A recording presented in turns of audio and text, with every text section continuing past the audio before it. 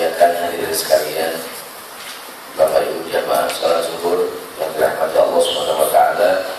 Kita bersyukur pada kesempatan siang hari ini, kalau tidak salah tanggal 21 Muharram ya, 22 1434 Hijriah. Sudah tidak terasa sudah kita di minggu ketiga di bulan Muharram. Semoga Allah memberikan kepada kita beragam nikmat karunia, keberkahan, ilmu yang bermanfaat melalui pertemuan di siang hari ini dalam kajian sirah, kajian mengenal dan memahami sejarah hidup Rasulullah SAW. Pada siang hari ini kita sampai di tahapan atau di episode dakwah Syria. Terakhir kita bertemu dalam kajian sirah sampai kepada Rasulullah SAW mendapatkan wahyu pertama di Gua Hira. Siang hari ini setelah mendapatkan wahyu, beliau mulai melakukan dakwah. Setelah mendapatkan wahyu di Gua Hira, Bismillahirrahmanirrahim, Iqra bismi rabbikal ladzi khalaq, dan seterusnya, beliau pulang ke rumahnya diselimuti oleh istrinya. Kemudian turun ayat yang kedua, Bismillahirrahmanirrahim, Ya ayyuhal muddathir qum fa'anzir. Wahai orang yang berselimut, bangkit, bangun, dan berilah peringatan pada orang lain. Surat Al-Mudaththir ini menjadi penanda beliau jadi Rasul. Ada yang mengatakan Iqra bismi rabbikal ladzi khalaq, beliau menjadi Nabi. Kan katanya definisi Nabi seorang yang mendapatkan wahyu. Kalau Rasul mendapatkan wahyu dan menyampaikan pada orang lain, diperintah menyampaikan, terdapat dalam surat Ya ayyuhal muddaththir qum fa'anzir, bangkit dan berilah peringatan pada orang lain. Sejak itulah Rasulullah SAW mulai melakukan kegiatan dakwah Islam.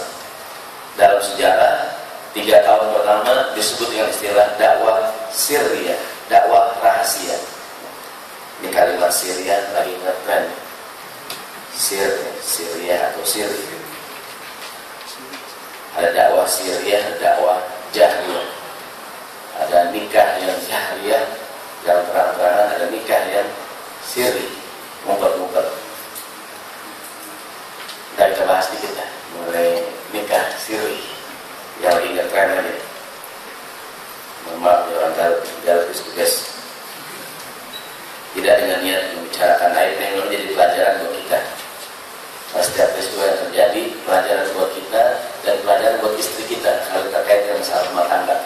Karena kadang-kadang hidup ini ada yang perlu dijahriyah, ditonjolkan, ada yang juga harus dirahasiakan. Tidak semua perkara dibuka, juga tidak semua perkara dirahasiakan. Kita mulai dulu dari dakwah Syria. Beliau SAW menyampaikan dakwah ini, jalur Syria atau fase marhalah Syria diambil oleh Nabi bukan karena beliau takut atau akan keselamatan dirinya. Namun ini lebih kepada untuk menjaga keselamatan dakwah Islam itu sendiri dan agar tidak mengagetkan masyarakat Quraisy dengan dakwah yang beliau bawa. Karena yang dibawa oleh Muhammad SAW mungkin ajaran beliau sangat bertentangan dengan tradisi kebiasaan pada waktu di zaman masyarakat Quraisy, masyarakat jahiliyah di zamannya, masyarakat yang bergelimang dengan perbuatan dosa dan maksiat, minuman keras, judi, riba, khamar dan seterusnya, yang kuat menindas yang lemah dan seterusnya. Datanglah beliau menawarkan dakwah Islam, yang diambil adalah jalur Syria. Beliau menyampaikan agama ini kepada orang-orang yang memang sebelumnya memiliki hubungan khusus. Istrinya Ali bin Abi Thalib, sepupunya yang sekaligus tinggal di rumah dia, Zaid bin Harithah yang merupakan pembantu dia sekaligus anak angkat Nabi. Kemudian kepada Abu Bakar As-Siddiq, teman dekatnya. Nanti Abu Bakar menyampaikan lagi kepada sahabat-sahabat dekatnya, Abdurrahman bin Auf, Zubair bin Awam, termasuk Uthman bin Affan. Mereka orang-orang yang Islami di tangan Abu Bakar. Jadi yang mengislamkan Abdurrahman, Zubair, Utsman bukan Nabi, tapi Abu Bakar Siddiq radhiyallahu anhu. Jadi yang dakwah ini dakwah door to door namanya. Jadi orang ke orang, rumah ke rumah. Yang ditawarkan pun memang sekali lagi orang yang beliau yakin pasti terima, yang memiliki hubungan dekat dengan beliau Sallallahu Alaihi Wasallam. Mereka yang Islam di tahapan ini sesuai dengan yang difotokopian kita, ini saya ambil dari buku Fiqh Sirah Syekh Ramadan Al-Buti. Khadijah, istrinya Ali bin Abi Thalib, Zaid bin Harithah, Abu Bakar Siddiq, Utsman bin Affan, Zubair, Abdurrahman, Sa'ad bin Abi Waqqas, dan beberapa yang lain bertemu secara rahasia dengan Nabi Sallallahu Alaihi Wasallam. Bahkan mereka melakukan praktek ibadah sembunyi-sembunyi, termasuk melaksanakan ibadah sholat. Jadi ibadah sholat itu dilakukan oleh Nabi sejak beliau pertama kali jadi Nabi. 2 rakaat pagi, 2 rakaat sore. Begitu pada tahun ke-7 ada peristiwa Isra dan Mi'raj, perintah sholat yang 5 waktu, baru sholatnya 5 waktu. Jadi semua ibadah itu diwajibkan di Madinah kecuali sholat. Sholat itu di Mekah sudah diwajibkan. Kan orang bilang 13 tahun di Madinah kan fase penanaman akidah kan. Perintah larangan nggak ada di Mekah. Semua perintah larangan di Madinah kecuali apa? Sholat. Sholat sudah dilakukan Nabi, didapatkan perintahnya ketika beliau masih di Mekah. Kita ingat ketika istrinya meninggal, Khadijah, pamannya meninggal, kan beliau diberikan mukjizat peristiwa Isra dan Mi'raj. Di antara yang beliau dapatkan adalah perintah sholat yang, jadi Isra Mi'raj itu perintah sholat yang 5 waktu. Namun sholat itu sendiri sudah Nabi kerjakan sejak awal. Para ulama berkata ini menunjukkan pentingnya ibadah sholat. Jadi istilahnya seberengsek-berengseknya orang masih sembahyang Nabi. Mungkin dia nipu, dia begini, dia sembahyang masih alhamdulillah. Kalau sembahyang udah gak dikerjain, udah habis kan? Udah habis. Istilahnya agamanya udah gak ada nyangkut kan? Tanpa sengaja benang pun istilahnya. Dalam sebuah hadis beliau bersabda, di akhir zaman nanti orang akan mencerai-beraikan benang Islam urwatan ini sehelai ini bangunan Islam akan ditarik. Awwaluha naqdul hukmi, yang pertama dicopot adalah kewajiban berhukum dengan hukum Allah Subhanahu wa taala, wa akhiruha shalah, yang terakhir ditinggalkan adalah kewajiban salat. Nah, maksudnya kalau orang udah sembahyang udah habis kan. Apalagi diharapin gitu kan. Sampai Nabi berkata, bainana al-ahdul ladzi bainana wa bainahum as-shalah. Beda kita dengan mereka adalah salat. Nabi sampai berkata, man taraka as-shalah faqad kafara, yang enggak sembahyang ke Nabi dia telah kafir. Jadi sholat itu standar. Jadi semua ibadah puasa tahun ke-2 Hijriah ini semua di Madinah kecuali ibadah sholat. Ngumpet.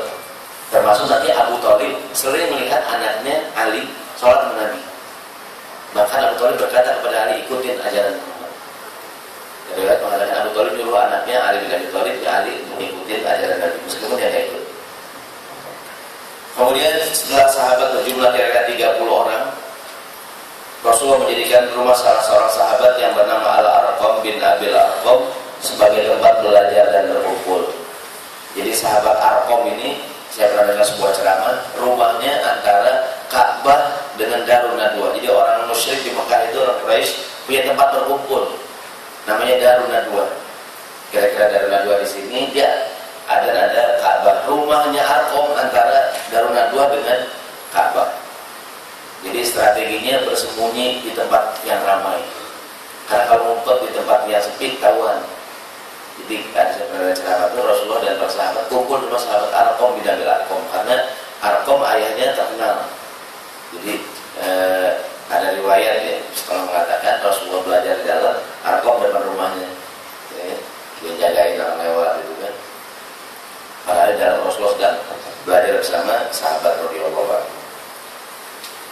Kemudian dakwah Syria ini berlangsung kira-kira sampai 3 tahun. Jumlah kaum muslimin 3 orang.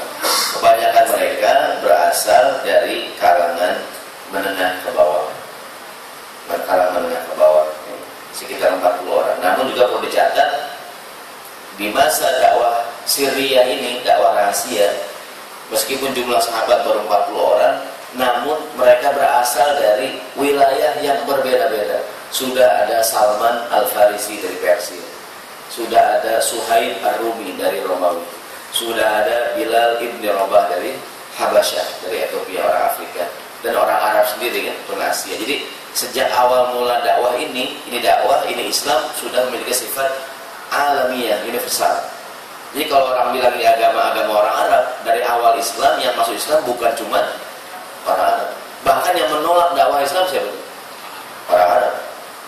Jadi yang menolak dakwah Islam orang Arab. Jadi kalau orang bilang ini Islam di Arab, kebetulan turunnya di Arab.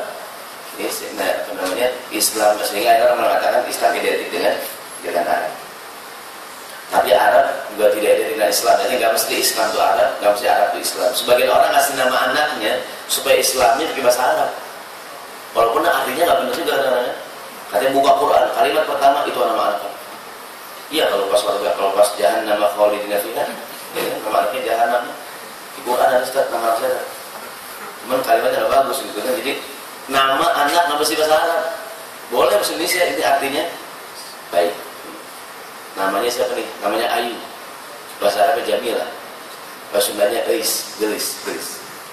Jadi bahasa Indonesia cantik gitu ya.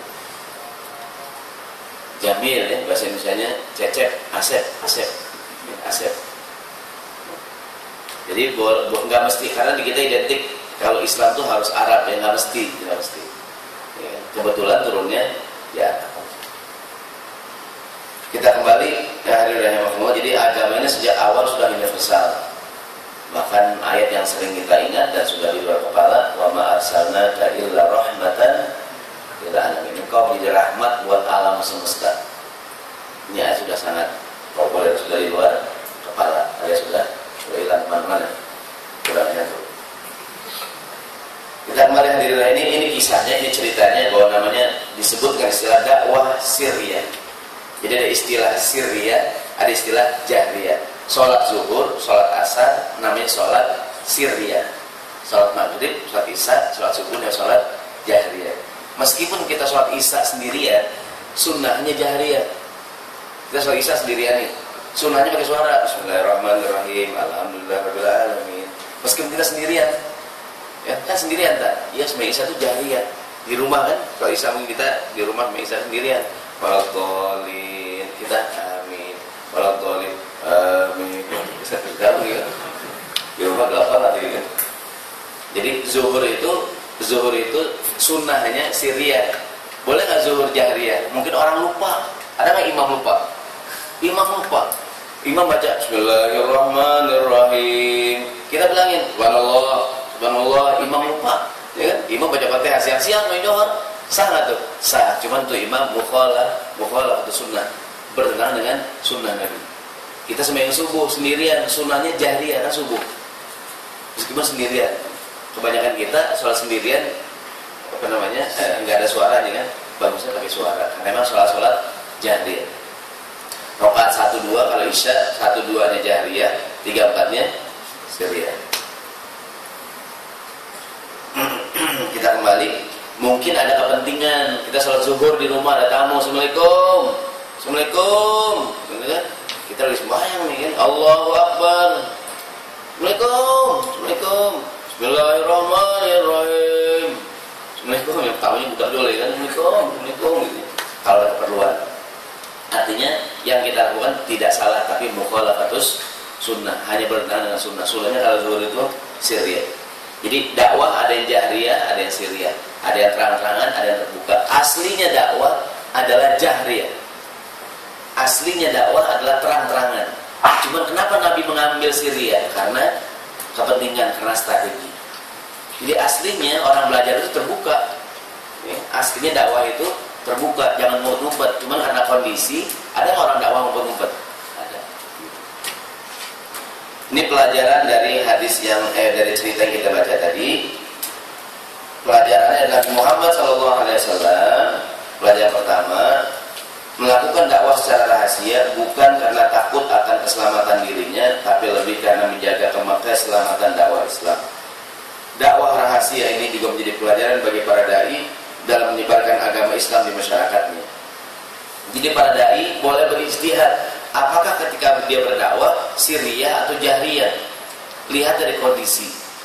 Mungkin di lingkungan masyarakat yang belum bisa menerima Islam, atau di lingkungan di negara yang mungkin dakwah Islam dimusuhi kan, maka dia mengambil inisiatif dakwahnya Syria, rahasia, dakwah underground gitu kan, ngumpet-ngumpet gitu ya, dakwah Syria, rahasia ngajinya ngumpet-ngumpet, sendal diumpetin dalam ya kan, bukunya disampul gitu kan, pokoknya bahkan boleh melakukan taqiyah. di belakang ada. Saya tulis di belakang itu, merahasiakan dan menyembunyikan keimanan demi kemaslahatan. Mungkin dia tinggal di lingkungan masyarakat yang sekarang taqiyah ini banyak digunakan oleh mereka yang oleh pemerintah, oleh MUI dianggap, katakanlah di Indonesia Ahmadiyah di atas besar. Orang Ahmadiyah kalau di sidang terbuka selalu mengambil dalil taqiyah. Dia bilang mulutnya sama dengan kita, tapi hatinya ayat mengenai taqiyah ini dia. Merahasiakan dan menyembunyikan keimanan demi kemaslahatan. Istilah agamanya namanya taqiyah. Allah berfirman, Bismillahirrahmanirrahim, "Man kafara billahi min ba'di imanihi illa man ukriha wa qalbuhu mutmainnun bil iman." Barang siapa yang kafir setelah Allah, kepada Allah sesudah dia beriman, dia kafir.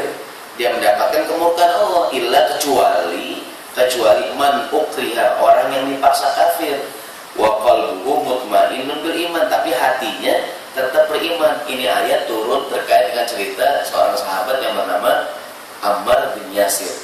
Di awal mula dakwah Islam disiksa, diintimidasi gitu kan, oleh tuannya, ibunya dibunuh, ayahnya dibunuh. Dia nggak sanggup kan? Dan dia mengucapkan kalimat kekufuran, dia menyatakan diri keluar dari agama Muhammad. Karena dia menyatakan diri kafir, ditinggal dia aman, hidup, dilepasin bebas. Begitu majikannya pergi, Nabi datang sama sahabat, melihat Ammar bin Yasir nangis. Kenapa engkau wahai Ammar? Ya Rasulullah, aku mengucapkan kalimat kekafiran. Nabi tanya, kaifa kana halu? Kaifa halu qalbi? Bagaimana hati kamu? Hati saya sih mutmainnun bil iman, hati saya tetap beriman. Turunlah ayat ini. Turun ayat itu man kafara billahi, orang yang kafir setelah beriman dia mendapatkan dosa, illa kecuali seperti kasusnya Ammar bin Yasir, hatinya illa man ukriha, orang yang dipaksa kafir, wa qalbuhu mutmainnun bil iman, tapi hati tetap beriman. Disebut dengan istilah taqiyah. Dalam kondisi kejepit kita boleh mengatakan kalau kita tidak muslim demi keselamatan. Mungkin di wilayah-wilayah konflik, ya, kamu muslim? Iya pak, mungkin konflik gitu kan, gitu kan. Ada orang saya bukan Islam, saya bukan muslim, gitu kan, untuk selamat, gitu kan. Nanya orang Islam katanya. Justru mesti juga cek juga gitu. Siapa nih pak? Gitu ya. Ada mungkin saja hadirin, tapi ini kondisinya terjepit nih. Ada sebagian orang pora-pora keluar dari Islam untuk pekerjaan, untuk ini, itu sih nggak termasuk kejepit ya. Ada nggak orang malu atau enggan menunjukkan keislamannya karena takut bermasalah di kantornya gitu?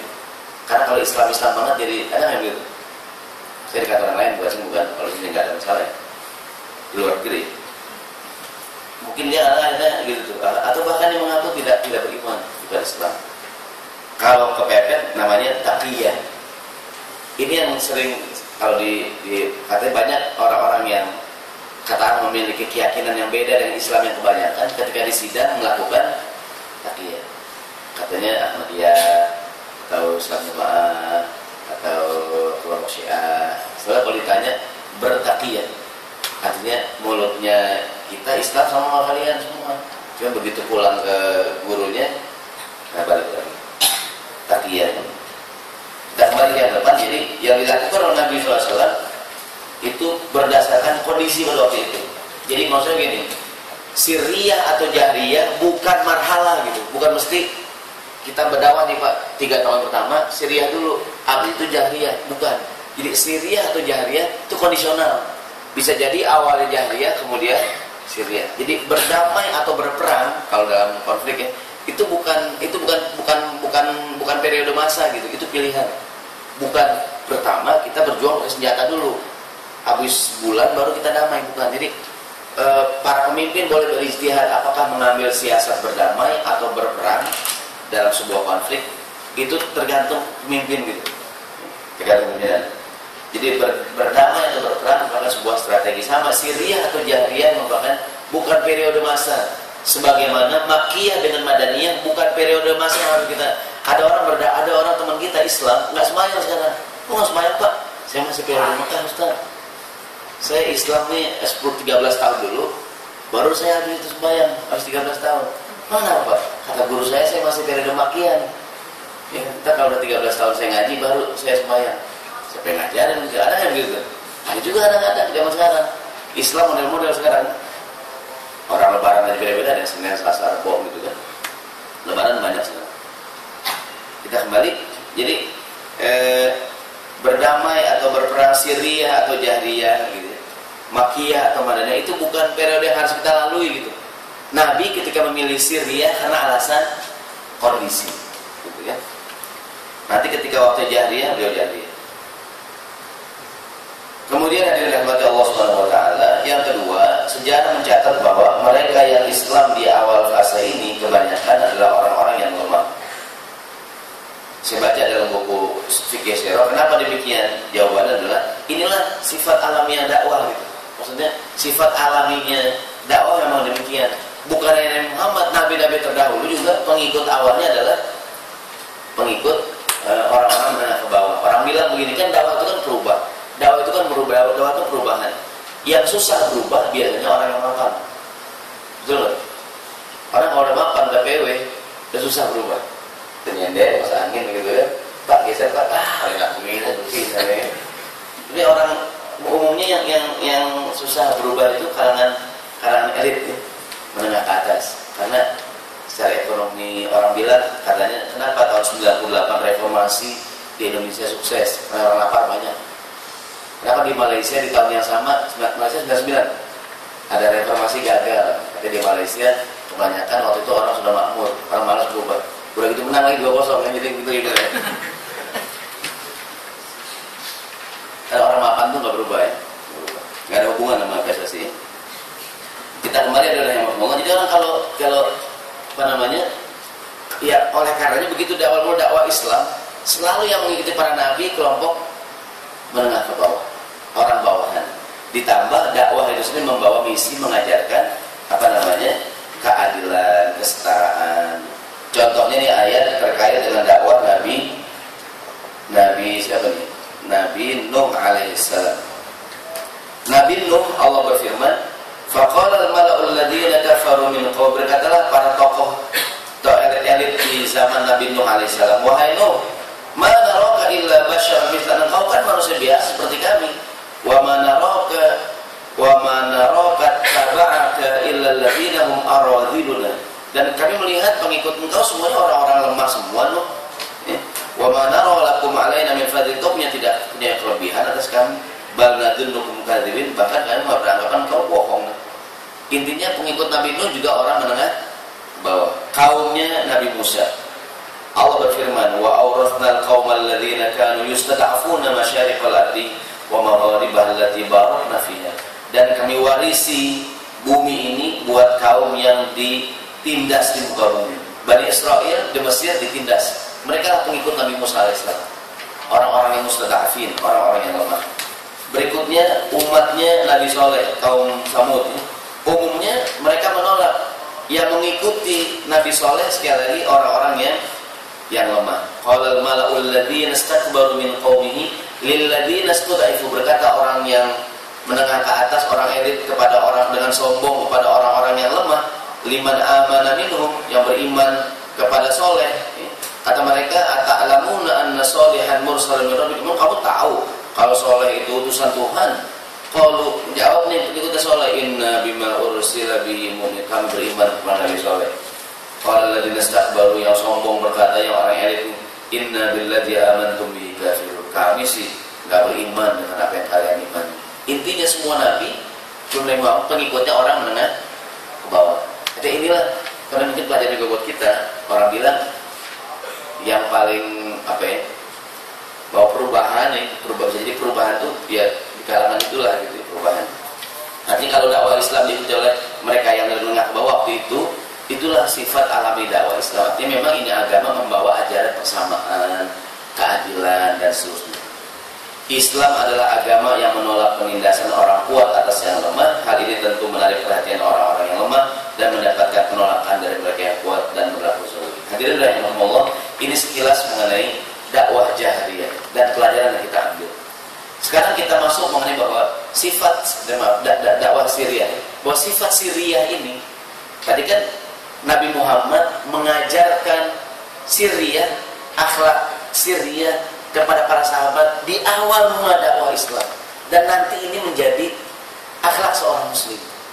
Di antara akhlak seorang muslim, kalau kita buka buku Riyadhus Shalihin, ada bab judulnya Hifzus Sir, bab menjaga rahasia. Di antara kualifikasi seorang muslim, kelebihan seorang, dia harus memiliki sifat pandai menjaga rahasia. Kalau ini rahasia, ya udah rahasia. Yang bilang-bilang ya, rahasia nih. Tidak ada tahu semua begitu kan? Rahasia bilang-bilang. Ada orang jualan buku, rahasia sukses. Jadi jual berahasia lagi ini. Ya. Yang rahasia, ini rahasia. Nah, ada beberapa hal yang terkait dengan masalah kerahasiaan dan menjaga rahasia. Saya ulangi, Rasulullah contohnya peperangan. Semua peperangan umumnya dirahasiakan oleh Nabi SAW. Semua peperangan, kecuali perang Tabuk. Perang Tabuk Nabi buka terang-terangan. Karena perang Tabuk itu paling jauh, udaranya panas banget. Pokoknya Nabi jelasin bahwa ini jauh banget, segala macam, supaya Nabi yang berangkat memang orang-orang yang siap gitu. Tapi kalau contohnya Fathul Makkah, semua Nabi rahasiakan. Sering saya sampaikan banyak tujuan, di antaranya menggagalkan musuh. Di antara tujuannya meminimalisir korban, gitu kan? Dan tujuan di antaranya agar kaum muslimin, ya orang kalau udah tahu kan gitu bisa jadi maju mundur kan, pengen Nabi berangkat aja, kecuali perang Tabuk. Kemudian ada beberapa hal terkait dengan masalah sirriyah. Ini kita hubungkan dengan bab ini karena kadang-kadang ini orang yang suka bertanya-tanya, Ustaz, sedekah itu bagusnya sirriyah atau jahriyah? Ya, sedekah itu orang berinfak bagusnya sirriyah atau jahriyah? Allah berfirman, Bismillahirrahmanirrahim. In tubdu shadaqat fa ni'ma hiya. Kalau sedekah kamu tampakkan, fa ni'ma hiya, itu bagus. Bagus enggak? Zaman sekarang. Dulu kan orang kalau sedekah infak hamba Allah. Ada enggak hamba Allah? Jarang terus hamba Allah. Dulu kan 100.000 hamba Allah, ini hamba Allah. Sekarang untuk lebih transparansi, jarang ada hamba Allah. Ya, tulis namanya. Enggak Pak, tulisnya hamba Allah. Ada kekhawatiran takut ada kecurangan kan? Tulis. Kalau dulu kan kalau 100.000 tulis nama, 5.000 hamba Allah gitu ya. Sekarang berapapun nyumbangnya jangan hamba Allah, tulis. Apa tujuannya? Agar transparan, bisa diaudit. Dulu kan orang nyumbang biasanya, enggak usah, saya ini nggak pengen disebut nama saya. Gitu ya. Namanya nggak ada, cuma ada alamat emailnya, BBM lengkap gitu. Nama aja. Ini maksudnya sedekah ditampakkan boleh nggak? Bahkan bisa jadi bagus. Kenapa bagus? Tadi buat transparansi. Atau contoh buat yang lain. Hadirin, ini masjid kita insya Allah perlu dana buat bikin perpustakaan. Ya, sekitar dananya 20 juta. Saya duluan nih 10.000 duluan. Nah orang dengan ya 10.000 gitu ya. Nah, orang malas ya. Saya bilang ini saya nih 5 juta. Gitu kan? Orang juga gitu kan. Ustaz Saroni riak banget ya. Saya bukan riak. Saya Saroni, saya bukan riak. Ya. Ditampakkan apa tujuannya tuh? Untuk memotivasi, boleh nggak? Boleh. Jadi kata Allah, kalau kamu tampakkan fani'im mahiyah, boleh nggak? Boleh. Kayak orang proposal 17 Agustus, paling atas kan gede tuh. Orang juga tahu kalau itu bohong kan? Ini Pak RT 1 juta, kan? Ngomong mancing doangan nih Mas. Gitu kan? Di bawah 1 juta, 5.000, 10.000. Kan dia tahu ya, Pak RT bohong, benar, Pak RT 1 juta, kan 5.000 dah.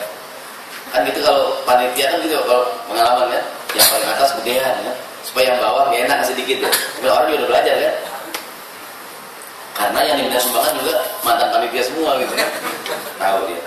Artinya boleh nggak ditampakkan? Boleh, bahkan bagus. Allah bilang fani'im ya bagus.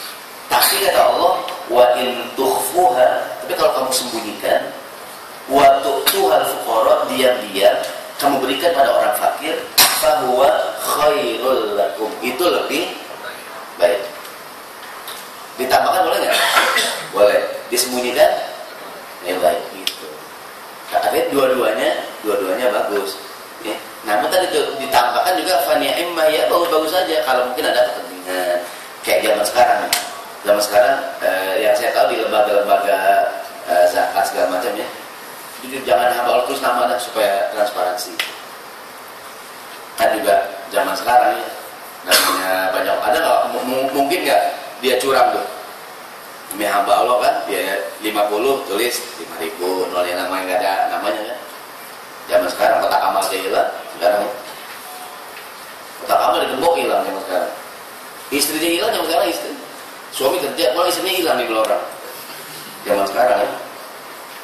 Nah jadi tulis namanya. Jadi mengenai sedekah itu dibuka boleh, diumpetin juga boleh. Jadi kadang kita ragu-ragu nih, ya kan? Jadi pokoknya boleh tulis. Nah, yang tahu kita sombong nggak sombong hati kita sendiri. Ini saya nyumbang. Siapa nanya Pak? Saya nggak kira apa dah? Enggak Pak, ini untuk kepentingan audit kan? Nah, tulis. Udah zaman sekarang orang jangan sembarang terima sumbangan kan? Dari mana sumbernya? Ya orang bikin duit kan? Dari mana sumbernya? Yang kedua, nah ini lagi update. Menikah itu sebaiknya bahkan aslinya diumumkan, bukan dirahasiakan. Nikah itu jahriyah, kawinnya siriyah. Jangan kayak sekarang terbalik. Sekarang nikah hanya siriyah, kawinnya direkam itu yang zaman sekarang nih berantakan ya. Jadi nikah itu dijaharkan. Nikah itu dibuka gitu. Karena kalau nikahnya siriyah, pertama mukhalafatu sunat, pertama sunnah Nabi. Lihat hadis Nabi. Mohon maaf belum saya baris ini. Kata Nabi, "A'linu hadzal nikah." Iklankan, umumkan. Ada jadi bahasa Indonesia kan iklan, apa iklan? Iklan mengumumkan iklan bahasa Arab. Iklan kalau iklan itu pengumuman. Bahasa Indonesia iklan kan. A'linu artinya iklankan, umumkan pernikahan kamu. Waj'aluhu fil masajid, bikin di masjid. Orang sering, kenapa Pak nikah di masjid? Sakral gitu ya. Nabi ketika bilang nikah di masjid bukan masalah sakral, bukan. Tapi masjid tempat yang paling umum. Kenapa kita nikah di masjid sekarang? Pertama gratis gitu ya, kalau di gedung kan nyewa, bisa kan gratis. Ya. Di masjid itu enggak sih biar sakral tak. Bukan kalau hadis ini nikah di masjid bukan masalah sakralnya, itu masalah umumkan. Bikin masjid, semua orang tahu, gitu kan, tempat yang paling umum. Bahkan supaya lebih ramai lagi, supaya orang tahu, wadribu alaihi bidufuf. Duf artinya gendang. Pukul rebana, pukul gendang. Jam sekarang marawis. Jangan nikah ngumpet-ngumpet di hotel berdua, gitu kan? Gelap-gelap, ngapain gitu kan, gitu. Kalau emang halal, kenapa ngumpet-ngumpet, gitu kan? Nikah itu jahriyah. Ketika siriyah bermasalah nggak? Bermasalah. Gini hadirin, di Indonesia siriyah itu dua pengertian. Pengertian pertama ngumpet-ngumpet, diam-diam, takut ketahuan. Pengertian yang kedua, nikah siriyah nggak lapor KUA. Walaupun dua-duanya nggak lapor KUA, tapi yang kedua lebih bermakna saya nggak pakai lapor KUA, nikah bawa tangan kan. Habis apa namanya mungkin syaratnya yang kurang gitu kan, akhirnya nikah aja. Tapi ngundang orang juga, ngundang walimahan gitu kan. Bahkan pakai petasan juga begitu maksudnya, kayak janur segala macam. Cuman dia nggak lapor KUA. Itu namanya orang bilang nikah siri juga kan. Siri dalam pengertian nggak lapor KUA. Yang jadi pro kontra adalah nikahnya diam-diam. Cuman ada mungkin ketua MUI doangan, atau mungkin temannya gitu kan, bertiga, berempat, akhirnya jadi masalah. Nah ini adalah rahimahumullah, bahwa nikah itu aslinya. Jadi begini, kadang-kadang mohon maaf, seperti pemberitaan sekarang ya, kan mohon maaf mungkin orang yang tidak mengerti agama atau mungkin mereka yang bukan Islam nikah ngumpet-ngumpet kan, karena ketika ditanya wartawan selalu dalilnya agama gitu, dalilnya agama. Mau nikah itu bisa kita nikah itu aslinya dibuka terang-terangan. Jangan aslinya nikah siriyah. Kenapa orang nikah siriyah? Ustadz bukannya kalau mau kawin lagi nggak mesti izin sama si yang pertama, betul nggak? Betul. Tapi bilang diizinin atau enggak itu masalahnya gitu maksudnya. Tapi bilang nggak? Bilang. Asli pengertian nggak mesti izin, diizinkan atau tidak oleh istri yang pertama. Suami nikah lagi sah nggak? Sah. Maksudnya asli tidak mesti ada izin buat ada izinnya. Oke mas, aku izinkan. Aku sih kamu izin, enggak aku kawin aja. Gitu semuanya. Jadi tapi pengertian nggak mesti itu juga harus bilang. Ada orang nikah nggak bilang sama yang pertama. Tapi gimana tuh? Sama yang pertama bohong nggak dia? Bohong ya? Masa Masa meeting tiap minggu, 2 minggu gitu kan? Bilangnya apaan? Kan harus adil. Di sini 4 hari, sana 4 hari. Kalau nggak bilang gimana? Gimana kalau nggak bilang? Bilang apaan sama istrinya? Gajinya berkurang buat apaan? Hilang tiap minggu, masa hilang tuh duit tiap minggu? Ya? Bilangnya apa? Mah kecopetan tiap minggu gitu kan? Copetan mah, besok copetan kehilangan gitu kan? Aku kantornya dikurangin gitu kan? Kantor disalahin gitu kan? Akhirnya ketika dia nggak, ini yang sering terjadi nih. Jadi jangan disalahpahami. Pengertian tidak mesti mendapatkan izin. Istriku, mohon maaf ya, aku menikah lagi. Aku tak sudi mas, ya nggak apa-apa dah. Harusnya menikah aja lagi. Gitu, umpamanya gitu maunya gitu ya. Jadi pengertian tidak mesti izin, tidak mesti mendapatkan izin. Saya bilang nggak? Bilang, saya kalau bilang liputan, resiko lah. Dan dia berbuat berani tanggung jawab. Ya, jangan cuma enaknya doang. Maksudnya, ya kalau menikah lagi ya bilang yang pertama, jangan nggak bilang. Saya pernah ada seorang suami punya istri, jadian lah misalnya di suatu masjid gitu kan. Dia bawa perempuan lain yang mau jadi calon istrinya. Ini calon istri saya Ustaz. Nah, jadi dia minta saya jadi nikahin dia. Dan bapak bilang nggak sama istri yang pertama? Nggak bilang kan, kalau bilang kan ribut kan. Dia bilang saya nggak mau, bapak bilang dulu. Ya. Kata, tadi bapak gimana? Saya bilang adilnya gimana kan bagi waktunya. Kata istri ini, calon istrinya, enggak Pak Ustaz, kalau saya sih yang penting status aja Pak Ustaz. Saya sih nggak dibagi hari nggak apa-apa, yang penting statusnya saya istri dia.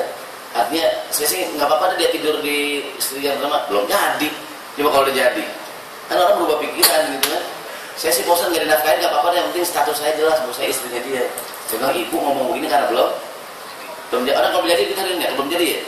Dia bilang saya sih nggak apa-apa dah Ustaz, meskipun nggak bagi-bagi hari gitu kan, nggak mesti orang saya punya pekerjaan. Dia ngomong begitu kapan tuh? Belum jadi ya. Kalau jadi berubah nggak? Berubah. Kan orang kalau jadi belum kan gini, lain. Ya Ustaz, calon suami saya sempurna banget kan? Belum jadi, kalau jadi lain. Kan kalau belum jadi gitu emang belum jadi. Coba dah kita belum jadi sama istri kita, rumah mertua, bawa martabak, bawa durian, bawa mangga, udah jadi, boro-boro. Kata mertua, dulu suka bawa martabak deh, ini dulu lainnya. Dulu lain om, kan dulu belum dapat om. Sekarang martabak mahal om. Kalau dia donat murah om. Donat mah dulu om. Mantu. Kan waktu belum jadi mobil ganti-ganti terus. Wah mobil anak calon mantu saya tuh mobil ganti-ganti, ya rental. Mobilnya bengkel kali mantunya kan, mobil orang dipakai. Artinya saya bilang waktu itu ibu ngomong begini karena belum jadi. Artinya kalau emang ibu mau dinikahin lagi, namanya dia sebaiknya sih resmi, bahwa ya jadi istri yang resmi kan. Artinya ya ada hak juga selama 2 hari, sehingga hari, sehingga nafkahnya sekian biar adil. Enggak percaya sih yang penting status gitu kan. Udah maksudnya ya mau gitu doang. Ya. Kembali nih, jadi menikah itu aslinya adalah jahriyah, bukannya siriyah. Karena ini penting jadi pengetahuan umum, karena sebagian orang beranggapan ya udah nikah siri aja. Kalau nikah siri dalam pengertian sekedar nggak lapor KUA nggak ada masalah ya. Ya. Tapi kalau nikah siri dalam pengertian nggak bilang-bilang, ngumpet-ngumpet, ini yang jadi masalah. Kemudian yang terakhir, yang paling bawah, yang tadi yang nomor 3 ya, merahasiakan nikmat agar orang tidak hasad. Jadi nikmat itu asli kan gini, Allah bilang wa amma bi ni'mati rabbika fahadits. Terhadap nikmat yang kamu terima, ceritain nggak? Ceritain ya, dapat bonus cerita teman, gaji naik cerita teman. Tapi ayat lain, ini dalam kisah Nabi Yusuf, Allah menyuruh kita kalau punya nikmat ceritain, tapi jangan ya sekali-kali boleh dirahasiain. Rahasia juga. Ceritanya ketika Nabi Yusuf alaihissalam waktu masih kecil bermimpi ya. Bermimpi dia melihat bintang, bulan, matahari kan, sujud kepada dia kan cerita sama ayahnya. Wahai ayah, aku bermimpi inna arafi aku bermimpi ra'aitu syamsa wal qamara ra'aituhum li sajidin, aku melihat bintang, bulan, matahari kan sujud kepadaku. Kan ayahnya ini Yakub, wah ini pertanda baik nih. Kata Yakub kepada anaknya Ismail, bismillahirrahmanirrahim, qala ya bunayya, wahai anakku, la taqsus ru'yaka ala ikhwatika fayakidu laka kaidan. Wahai anakku, jangan engkau ceritakan nikmat mimpi ini kepada saudara kamu, nanti saudara kamu akan membuat makar buat kamu. Jadi begitu dapat nikmat, kamu jangan bilang-bilang sama saudara kamu, ya kan? Kalau saudara kamu dengar bisa. Jadi yang namanya nikmat, kadang-kadang kita perlu ceritakan. Wa amma bi ni'mati rabbika hadis, tetangga kita ngundang kita, dia tasyakuran, dia kan sambutan tuan rumah hadirin. Kami sengaja mengundang tetangga, sekarang kami bersyukur. Tahadus bin nikmat. Suami saya alhamdulillah pangkatnya naik, sekarang gajinya 4 miliar. Dan tanah yang di Depok tuh laku 9 miliar, tapi kalau ini Pak Jadi, saya mau haji sekeluarga ini, habis haji ke Hongkong, keliling-keliling Eropa. Kita yang ada dorong dari setan. Mungkin dia kita hadis bin nikmah gitu. Tapi berhubungan dengan ayat ini jangan berlebihan juga, kayak sedang-sedang saja gitu.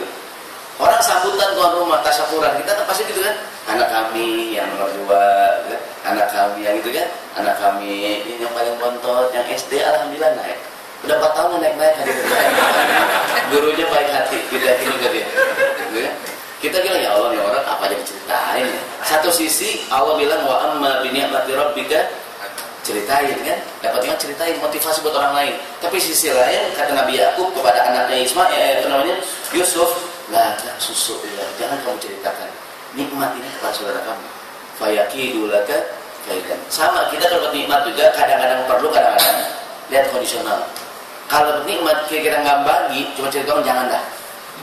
Lo tau gak, orang dapat bonus, kata teman kita cerita ruangan lo bagi dong, bingung gitu. Kalau kira mau bagi ceritain dah ya, lo dapet nih, nggak upload lo tuh, bukan, kamu bilang upload, kamu bilang upload, ya, udah saya bilang apa pak, saya bilang upload, iya tapi akhirnya sih dia mengenal, saya mau bilang upload, saya nggak bilang lagi. Nanti kalau kan kadang-kadang kita girang nih, jadi menceritakan nikmat kadang-kadang boleh, kadang-kadang gitu ya. Lihat kalau ini antara jahriyah dengan sirriyah, gitu kan? Nah ini istilah jahriyah sirriyah berlaku dalam beragam namanya. Azan itu jahriyah, tujuannya manggil orang, ya kan? Azan itu, maka mudah-mudahan kapan-kapan, saya nggak tahu di gedung ini, mudah-mudahan di tiap lantai minimal di luar kedengaran azan, Allahu Akbar, Allahu Akbar. Meskipun dia nggak sholat, minimal dia tahu sekarang sudah waktu zuhur. Gitu. Di azan tuh memberitahu iklan bahwa waktu sholat sudah masuk. Gitu ya. Hadirin yang dirahmati Allah Subhanahu Wa Taala. Jadi kita kembali ke masalah dakwah sirriyah. Bahwa ini menjadi inspirasi buat kita bahwa ya kita kondisi kalau memang di lingkungan kita belum seterang-terangan, ya ambillah jalur sirriyah. Kita tidak perlu membuka semua rencana kita lebar-lebar kan, dikhawatirkan menimbulkan kekagetan. Jadi perlu ada sirriyah di dalam ada sebuah nasihat bunyinya ista'inu biqada'i hawaijikum bil kitman fa inna likulli rahmatin hasud. Bantulah di dalam melaksanakan rencana kamu dengan sedikit rahasia, karena setiap nikmat ada saja orang yang hasad. Jadi rahasia menjadi teman kita dalam setiap rencana kita, karena kadang-kadang setiap nikmat yang kita terima ada nggak orang yang hasad, orang yang nggak suka, ada. Maka rahasia jadi sifat kita. Jadi ada yang kalau nggak perlu banget jangan ceritain. Jadi tidak semua yang kita dengar harus disampaikan pada orang lain. Nanti banyak cerita lagi mengenai rahasia, termasuk pernah anaknya Nabi Fatimah kan datang. Begitu Fatimah datang, Rasulullah bisikin, gitu ya, Fatimah nangis Fatimah kan, nangis. Terus Nabi bisikin lagi, suatu, Fatimah girang, ini Fatimah girang kan, waktu itu ada Aisyah, kamu begitu Nabi udah nggak datang, kenapa tadi kok Nabi bisik-bisik kamu nangis, terus Nabi bisik-bisik kok kamu ketawa, kata Fatimah, aku tidak mungkin membongkar rahasia Nabi Sallallahu Alaihi Wasallam. Maaf ya, ini rahasia. Beberapa tahun kemudian Rasulullah meninggal dunia. Aisyah masih penasaran nih. Dulu kan Nabi, waktu dia tanya, Nabi masih ada. Wahai Fatimah, kata Aisyah, dulu ingat nggak pernah kamu bisik-bisik ke Nabi? Aku tanya, nah, kamu kan nggak ngasih tahu. Waktu itu engkau bilang aku tidak mungkin mau karena Nabi masih hidup. Kan sekarang Nabi kan udah meninggal. Nah Nabi bilang apaan? Nah sekarang kata Fatimah, aku buka rahasia karena Nabi udah nggak ada. Pertama Nabi bilang bisi-bisi pertama, Rasulullah menyampaikan bahwa tumben tahun ini Jibril datang 2 kali. Biasanya Jibril datang cuma 1 kali di bulan Ramadan. Tumben Jibril 2 kali. Kata Nabi, ini kayaknya tanda-tanda pertanda ajalku sudah dekat. Fatimah anaknya nangis ya? Nangis Fatimah nangis ya kan? Nangis. Terus yang kedua, kenapa kau nyengir? Nabi bilang lagi, ayahku, ayah Fatimah, maukah engkau berita gembira? Engkau bakalan jadi pemimpin wanita di surga. Senang gak Fatimah? Senang. Nah, ketika waktu kok Fatimah gak cerita sama Aisyah? Kalau seandainya Fatimah cerita, enggak, tadi Nabi bilang bahwa ajalnya udah dekat. Heboh gak tuh? Headline misalkan Rasulullah akan ajal gitu kan. Waduh, itu tentu ada kayak zaman sekarang kan gitu kan. Bisa punya yang namanya pemimpin, ada jangankan dia mau meninggal, sakit aja kan diberitain kan. Pak SBY batuk kok dirahasiakan. Nah, SBY batuk kok rupiah turun. Nah, rupiah turun. Ini presiden koma tuh enggak, presiden baik-baik saja. Gitu.